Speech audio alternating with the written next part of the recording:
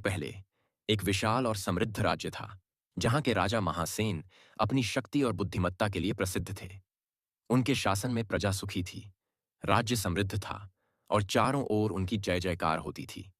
लेकिन महल के अंदर एक ऐसी कहानी थी जो दुनिया से छिपी थी। उनकी इकलौती संतान, राजकुमारी पद्मावती की उदासी। राजकुमारी असाधारण रूप से सुंदर थी।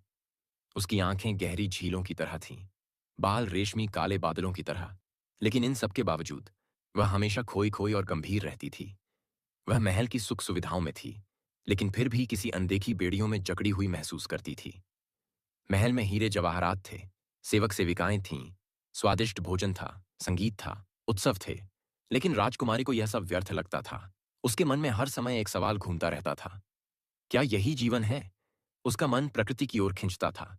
वह महल के बगीचे में घंटों अकेले बैठी रहती, पेड़ों को, पक्षियों को देखती। कभी कभी जब वह खुले आकाश में उड़ते हुए पक्षियों को देखती, तो उसकी आंखों में जलन सी उठती। उसे लगता कि जैसे ये पक्षी किसी अनदेखी दुनिया की ओर उड़ रहे हैं, जहां असली खुशी और आजादी है। एक दिन उसने अपने पिता से पूछा, पिताश्री, क्या मनुष्य भी पक्षियों की तरह उड़ सकता है? राजा हंस पड़े। बिल्कुल मेरी पुत्री, लेकिन मनुष्य के पंख नहीं होते। वह बुद्धि और परिश्रम के बल पर अपनी उड़ान भरता है। राजकुमारी चुप हो गई। वह इस उत्तर से संतुष्ट नहीं थी।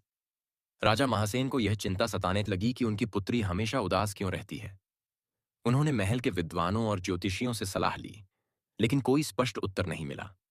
एक दिन राजा ने घोषणा की कि वह अपनी पुत्री के लिए एक अद्वितीय उपहार बनवाएंगे, एक ऐसा पिंजरा जो पूरे राज्य में सबसे सुंदर और अनोखा होगा। उन्होंने राज्य के सर्वश्रेष्ठ कारीगरों को बुलाया और आदेश दिया कि वे सोने से बना एक भव्य पिंजरा तैयार करें, जिसमें दुनिया के सबसे सुंदर और दुर्लभ पक्षी रखे जाएं।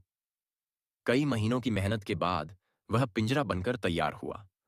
यह सोने से बना था, जिस पर नगीने और कीमती पत्थर जड़े थे।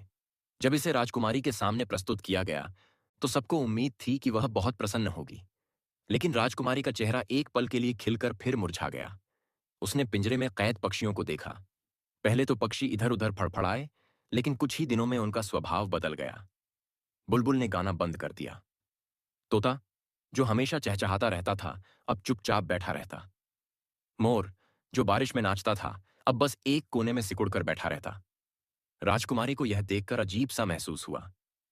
एक दिन उसने अपने पिता से पूछा, पिताजी, क्या ये पक्षी इस पिंजरे में सुखी हैं? राजा ने उत्तर दिया, निस्संदेह। यह पिंजरा सोने का बना है, इसमें सर्वोत्तम भोजन है और कोई शिकारी इन्हें हानि नहीं पहुंचा सकता। राजकुमारी ने धीरे